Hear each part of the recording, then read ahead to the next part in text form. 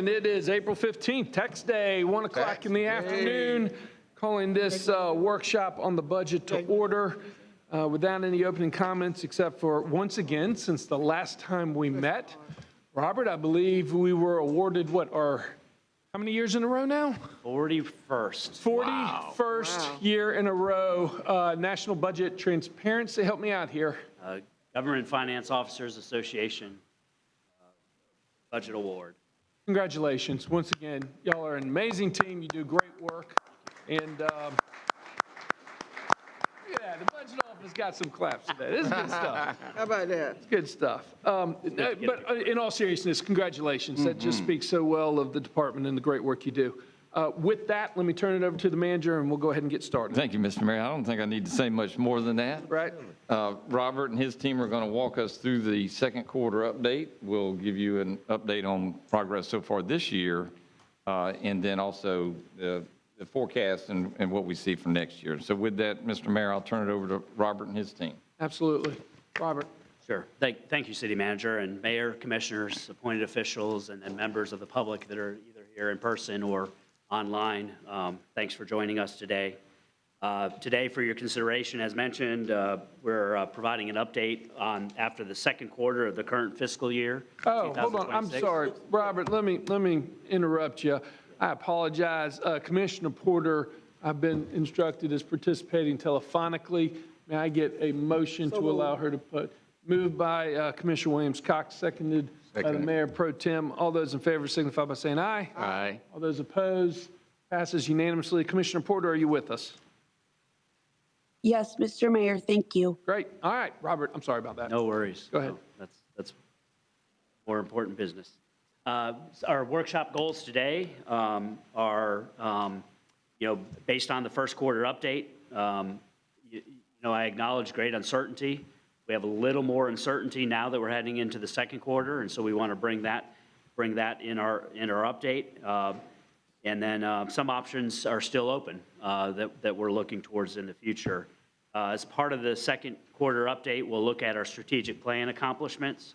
We'll talk about some second quarter highlights for the 14 operating funds, and then we have some amendments that we want to adopt and approve to bring the budgets current.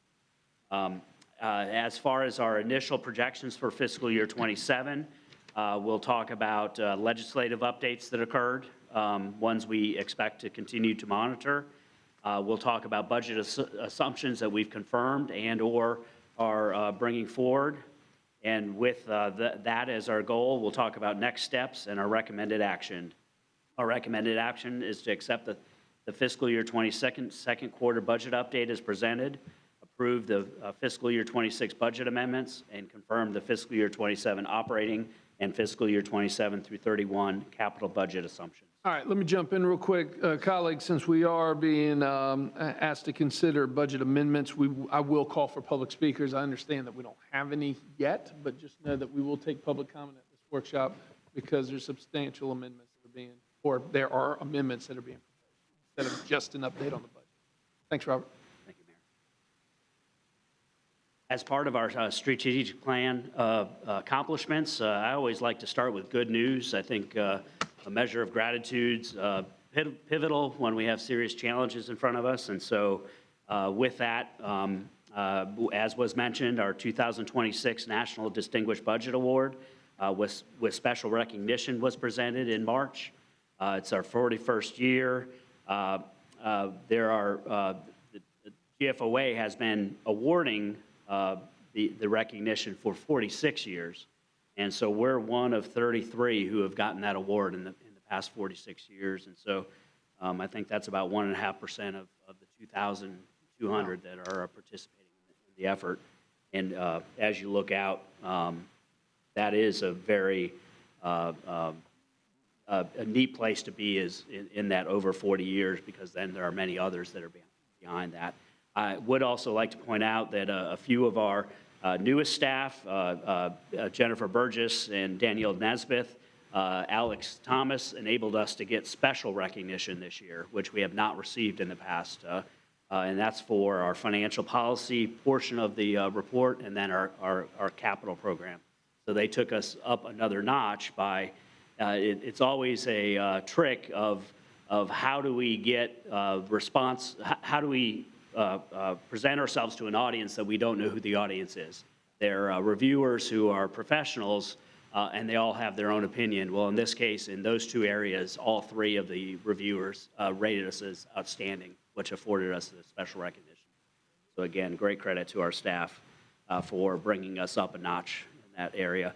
And of course, those are some of our strategic planning goals that we expect to accomplish. I'd also like to mention that in March and February, we received top honors for our Florida lineman competition. I think we received an overall Journeyman Team Winners Cup and the overall Apprentice Award, and we'll recognize those staff this afternoon. We also, in Star Metro and Fleet, received top honors for our 2026 Florida Triple Crown Rodeo. That Triple Crown Rodeo was done by the Florida Public Transportation Association, and we received first place in paratransit technician category, and then 2026 paratransit grand champions. In addition to those awards, we also had 4 individual awards presented at that rodeo.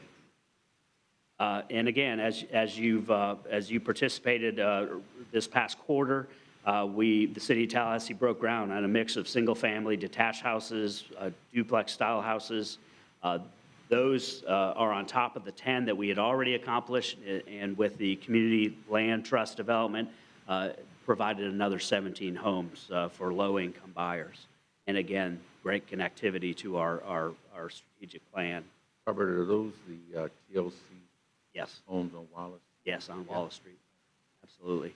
And as I go through this list and I see the news, I realize that there was another set of awards. The American Public Works Association awarded MLK Tharp Street, Pullen Road, Railroad Avenue, and 3 other projects for recognition at the state level. And that was our underground utilities and public infrastructure group. And so I think if I really dove in, we could probably find 2 or 3 pages of these accomplishments that connect to our strategic plan. And again, I like to start with that good news because the budget is going to be tough, and we'll work through it. But we have our staff that strives and survives and exceeds our expectations. With these accomplishments as a backdrop, there are some second quarter highlights to discuss. As you know, the budget's guided by strategic plan priorities. We look at economic indicators that are out there. We follow your commission direction to apply resources to support essential services. And staff has been monitoring legislative activities to ensure that we maintain high levels of service. As such, we've got 5 budget amendments that we are proposing.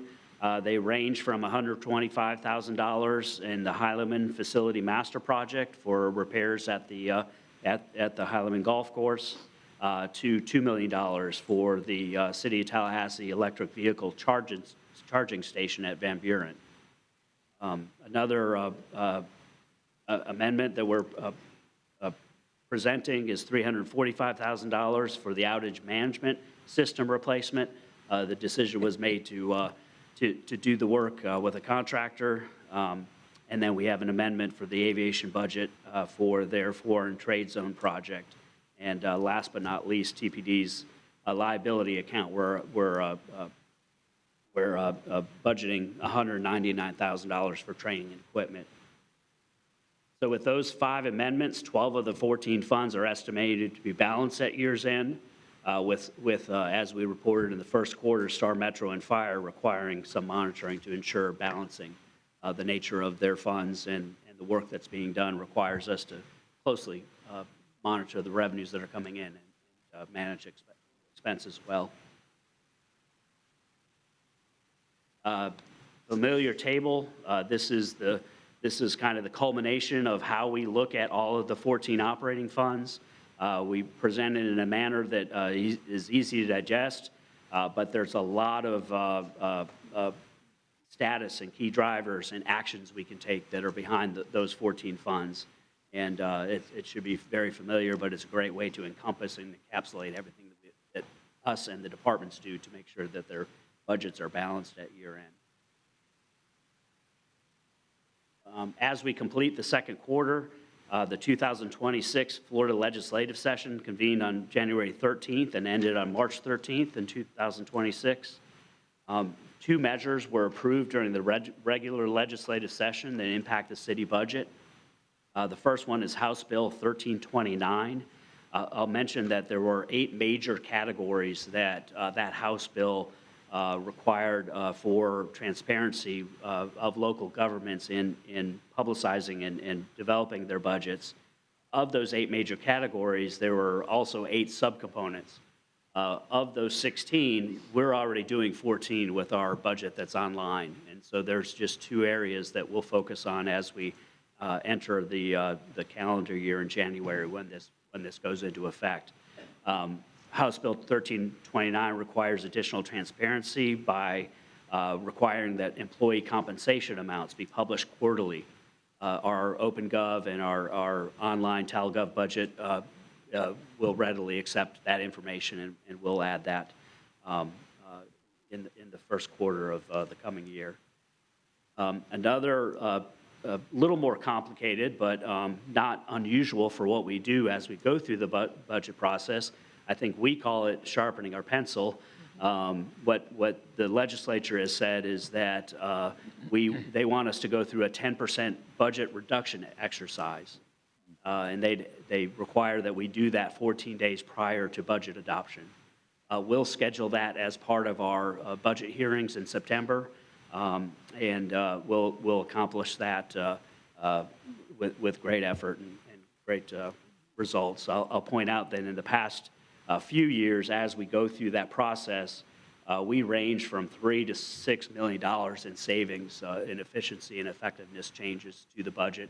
It's how we balance the budget annually in our general fund. We'll continue that and demonstrate that in the agenda items. Senate Bill 110 extends the ability of residents who live on property under long-term lease agreements to retain homestead status. I bring that up because it's something that we do regularly, is work with the property appraiser and tax collector to understand what changes have been made and how they affect our tax base. And we will make that connection and understand what that encompasses. And then there are also multiple sales tax holidays that have been extended and or increased, and we'll do the same when we work with our state partners to understand the impacts of that. There are 2 special sessions that are expected to be held to finalize the state budget, consider property tax legislation, and then also address congressional redistricting. I was going to say that the April 20th special session for redistricting was in place, but I'm hearing in the news that may be changed. And so again, it's a kind of a moving target, but very important for us to continue to evaluate and understand, particularly with property tax reform that's being proposed. Property tax legislation included 8 different proposals to reduce or eliminate property taxes on homesteaded property, directly affecting our general fund, our parks and recreation, our public infrastructure, our human services, our youth and senior services. And so we'll keep a close eye on what those involve and what those may impact. When we did an analysis of those 8 bills, the impacts ranged from $4 million to increase exemptions for seniors to $24 million if property taxes were eliminated in total. And so, again, very serious proposals. Of course, those will need to go through a constitutional amendment and provide us some room for implementation, but would be a great challenge for our general fund. Sure. Mayor Pro Tem. Just quickly, Robert, and there's still no recommendation for replacing that revenue from property tax? No, not that I'm aware of. I've seen news articles that hypothesize what could replace it, but no implementation language that I've seen that would support what the alternative would be. Thank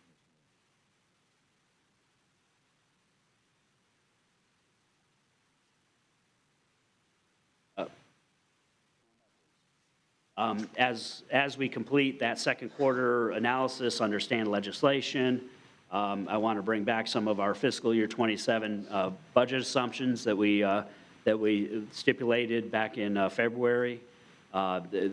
We know that there's not going to be any change in our millage rate of 4.4072.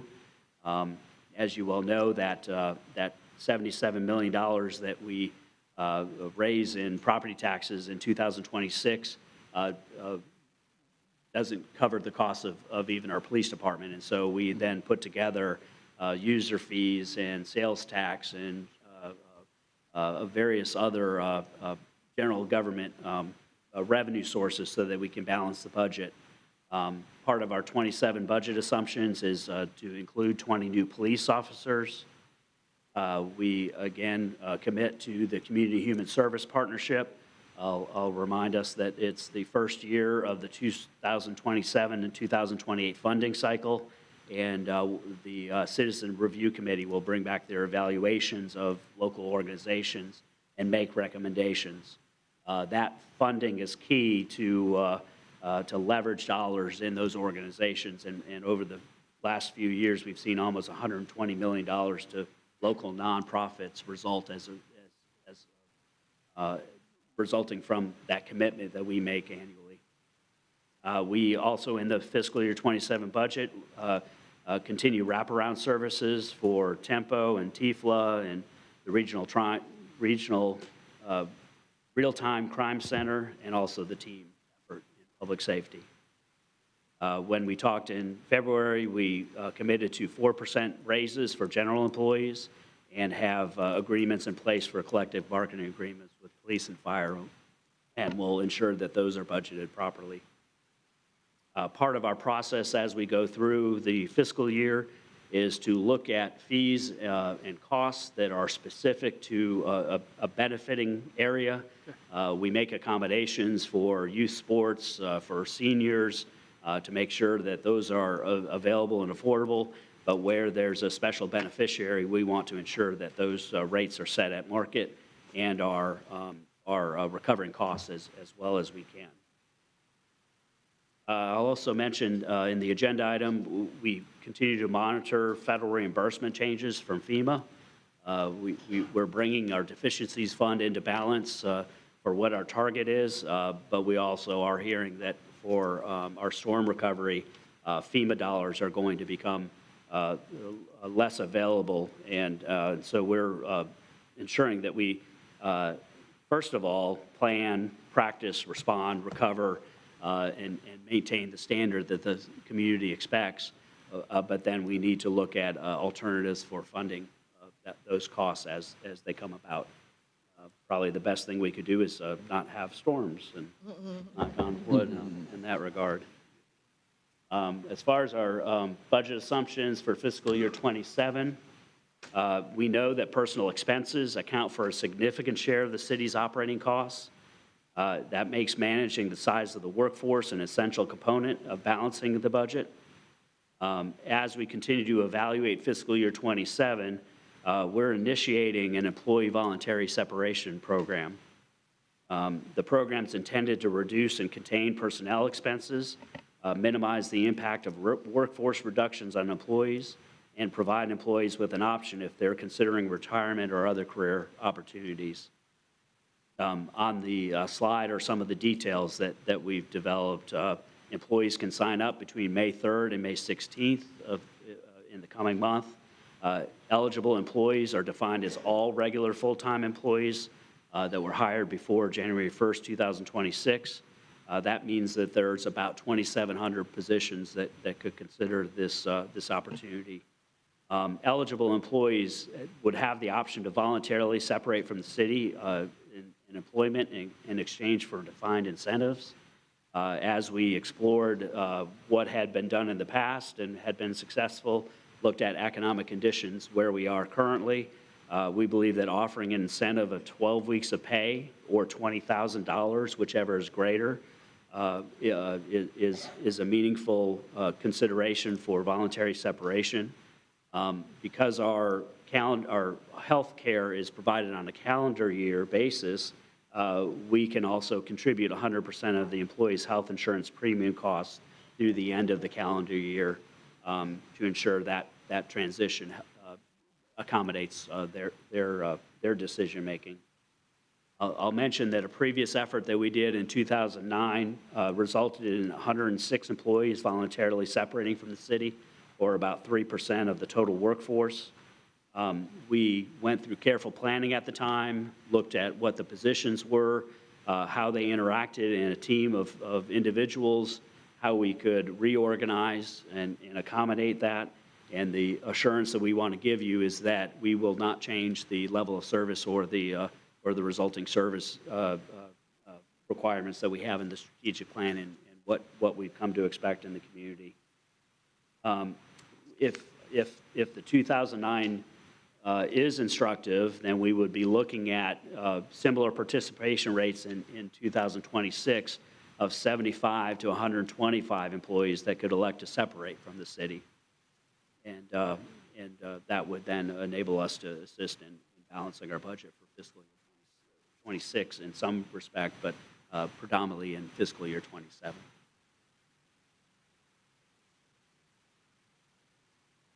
With that, as our strategic plan accomplishments, our fiscal year 26 update, 12 of our 14 funds in green expected to be balanced at year end. Balancing that we do on a routine basis for some of our revenue constrained funds. The assumptions that we have in place, the monitoring we're doing of legislation, the voluntary separation initiative that we're discussing today. There are next steps that we have. So as we consider that progress and actions we can initiate now, we'll have another update in June when we will know more about legislation and or the effects of the voluntary separation initiative.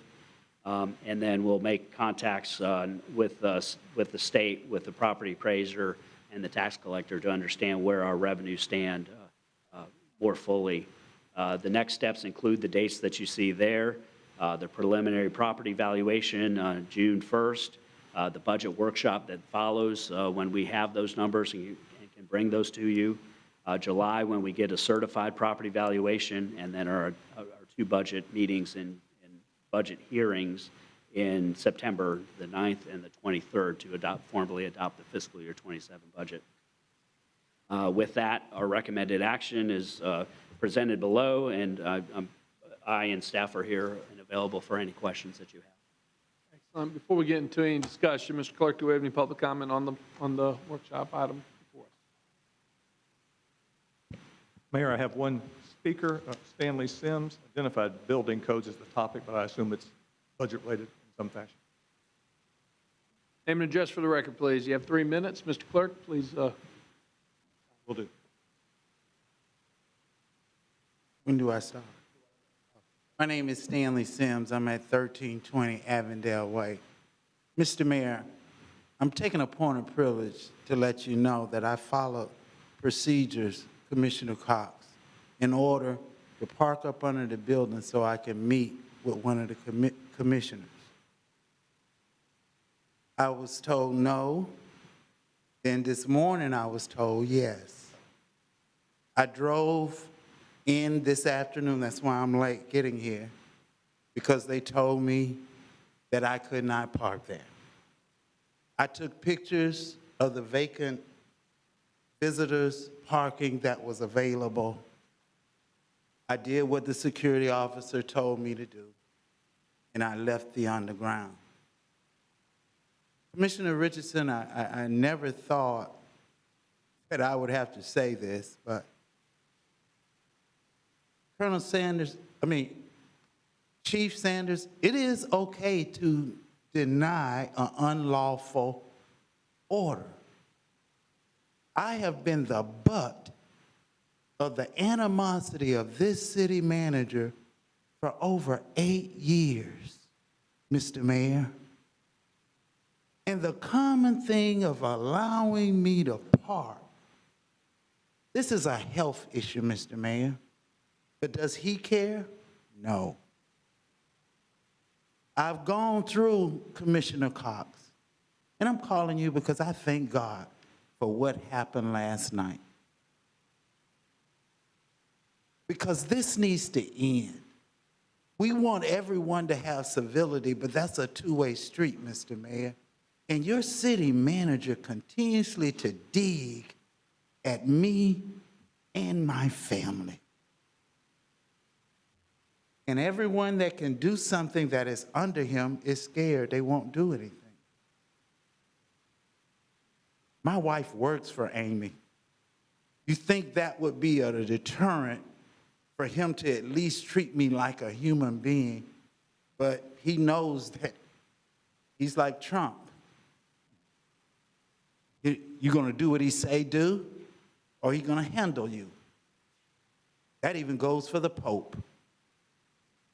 So Mr. Mayor, you're my last stop. I know you and him are thick like thieves, but can you please tell him, even though you hate me as much, and he has as much animosity for me, tell him to use that animosity on his personal time.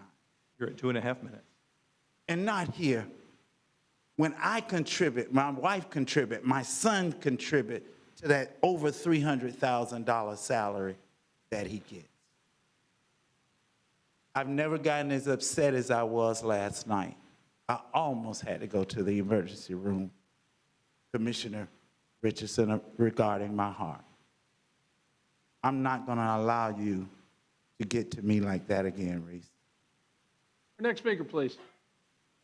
I have no other speakers, Mayor. All right, let's open it up for commission discussion. Direction. I'll make a motion for staff recommendation. Is there a second? I'll second. Seconded by Mayor Pro Tem. Commissioner Williams-Cox, you are recognized. Thank you. I just wanted to say to our budget staff, thank you for your clarity and transparency in providing this information. And I know some information was asked for Commissioner Matlow earlier this week. You all provided it using a software system that is out there and available to the public. So thank you for being open to open government, being able to go online in the middle of the night if you want to and take a look at what's happening. But I thank you for bringing back to us on a quarterly basis where we are. So when we get down to getting ready to approve the budget, it's not a surprise. We've been walked through it. Information has been provided, been shared. Questions have been answered. And I can take this out and talk to somebody about it because it's clear enough, it's plain enough to let folks know that if we lose property taxes, today I went by my shoe shop, my shoe man, he watches and he lets me know on occasion what he agrees with and what he doesn't, unsolicited. So today he said to me, I like what y'all doing with the half-cent sales tax. That's not us, that's the school board. Oh, y'all don't? No, that's not us, that's the school board. So then he went on to talk about the property tax, and he doesn't agree that the property taxes need to go away because we got to pay for these services somehow. So what it translates into, and I hope the Florida legislature understands this too, that if they do away with property taxes, then citizens will have to pay that out of their pocket in order to enjoy these services. And I think that's what you're showing us here in our budget, that there's some things that we're monitoring, some services that we're currently providing that we're monitoring because we need to add funding if necessary. Well, the place to do that from would be from our monies that we've been able to collect. And so if we don't collect property taxes, there will be some other service fees that will have to be, the community will have to bear. And that, to me, would be shameful because there are folks who cannot afford to be able to pay to go to the senior center, pay exorbitant amount of money for their kids to participate in parks and recs, or to have an entry fee to enter our parks, or have to have a fee to pay for public safety. So I'm hoping that cooler heads will prevail, and we will not deal with the property tax this year. And that gives us time to reset in many places, governor's mansion, the legislature, and be able to have some people there who understand what the local government goes through, because we're the ones closest to the people. So again, thank you for your clarity, your transparency, and your courage to come and tell us, this is what it is. I didn't make this up. You too can run these numbers and get the same thing. And thank you for hiring up. That's what I heard you saying. You hired some folks who help us go up. And that's always good. I see them. I'm looking right at them. They bear their own weight and help us to get to the next level. So I appreciate that. And thank you all for all that you do. All right, we got a motion on the table in a second. Commissioner Matlow. Thank you, Mr. Mayor. Robert or Mr. Manager, on the voluntary separation program, how many positions are we looking to eliminate positions? So we think there's workforce that's non-essential, or is there expectation that after these separations, those positions would need to be refilled? Yeah, great question. We've modeled the program based on 2009, and so we looked at what positions left in that time period. We know we're in a different environment now with the economy, with what individuals' goals are. So we know that it's not exact, and so what we're doing is taking it as it comes and understanding who's leaving, what their criticality is, where they fit into the organization, and then make that decision based on the management and supervisors that are in that area and working with the manager's office. And so we don't have a preconceived notion of not filling these or filling these. We want to leave that decision open depending upon what the positions are, rather than trying to predetermine that. Want to have that flexibility to know.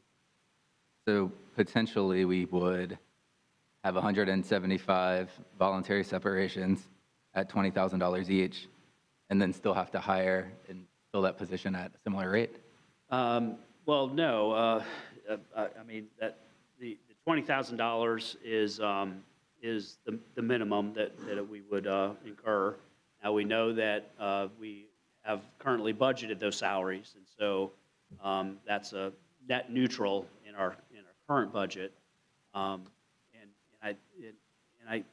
don't want to say that we won't replace them, but the time that we spend evaluating and reorganizing and/or keeping those positions open are the savings that we would be looking for this year and in the coming year.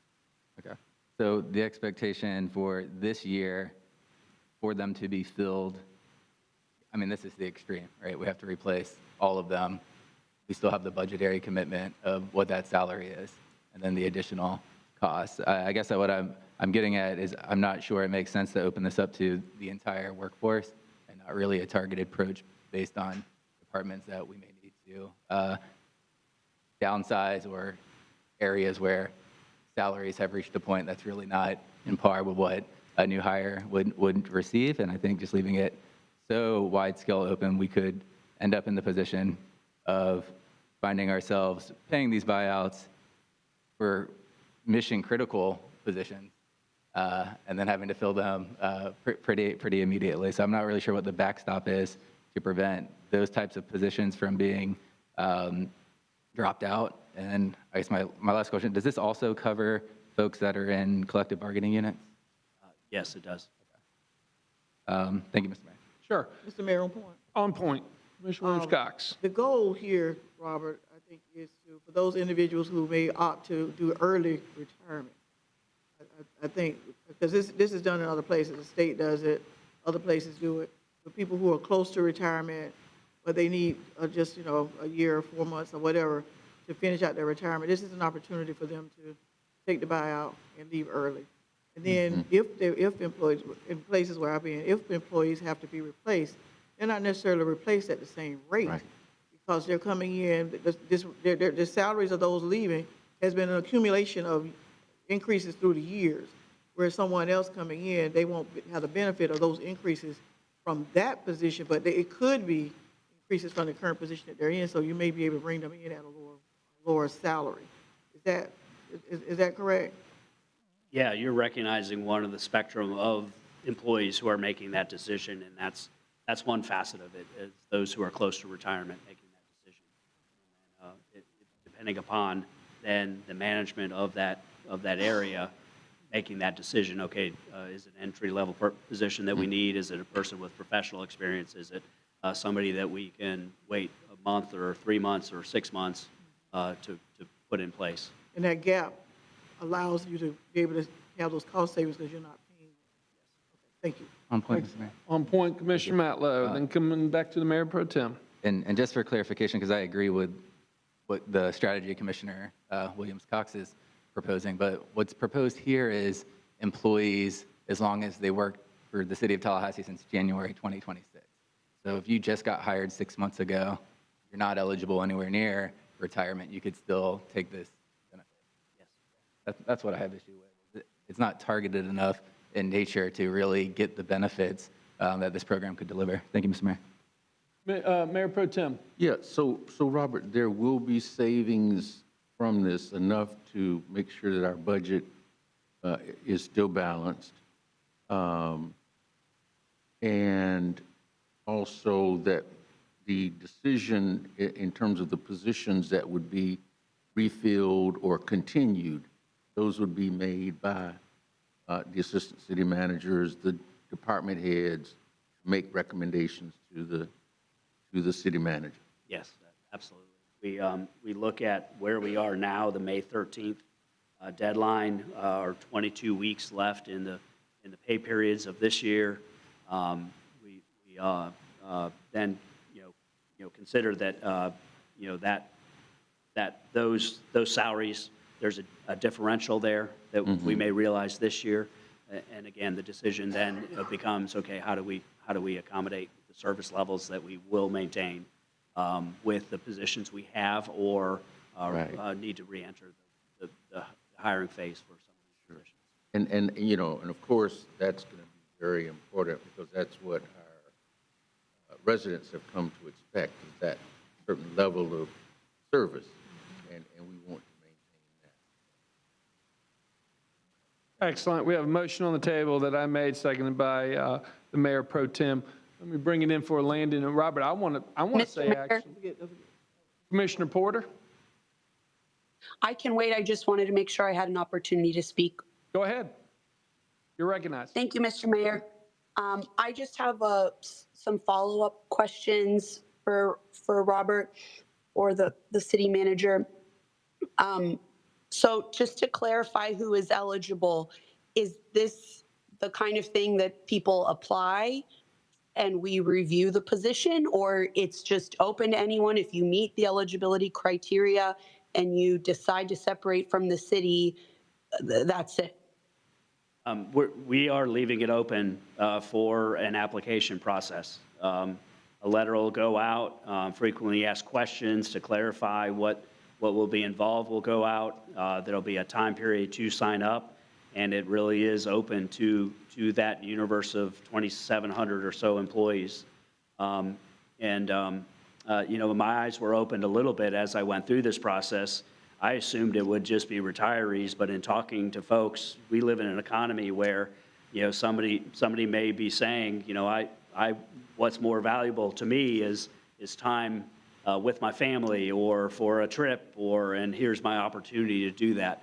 That's not necessarily where I am with my life and how I look at things, but I have heard that from the multiple individuals that we've talked to about the program, and so I think that was part of the decision making and opening it up to all employees, and then balancing, if this is an amount of money that is going to encourage you to do that, then there is some basis for us to then reevaluate how we provide services and how we maintain those level of services with the employees we have and the ones that we want to move forward with.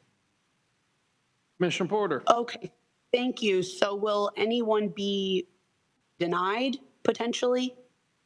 Nope. Okay, thank you. I'm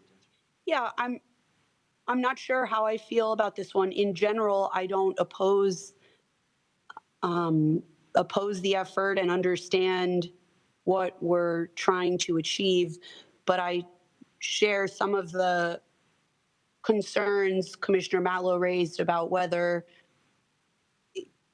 casting such a wide net even in positions that we know we want to have, and we'll replace if that is the best way to go about it. But no other questions. Thank you, Mr. Mayor. Excellent. There's a motion on the table that I have made, seconded by the Mayor Pro Tem. I actually look at this in a completely different light. I congratulate you and your team on thinking creatively during very tough times. I have served for 20 years. I was on the county during the Great Recession. We did similar programs at the city and at the county at the time. And as a matter of fact, local governments all across were thinking creatively. How do we meet the budget constraints that we're faced with, while at the same time, let's take advantage of this situation and have the opportunity to possibly realign our workforce department by department, in ensuring trust in our managers. We hire great people to be able to execute. We need to trust them with the decisions to be able to move forward. We open it up to the workforce. And I truly believe that this is a creative measure that's going to help us balance the budget without raising the millage rate at the end of the day. I congratulate you. I fully support it. I think it's a great measure moving forward, and keep up the great work.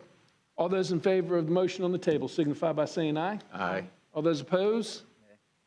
Nay. And the motion passes 3-2. Do we have anything else to come before us at this budget workshop? No, sir. We stand adjourned till 3 o'clock.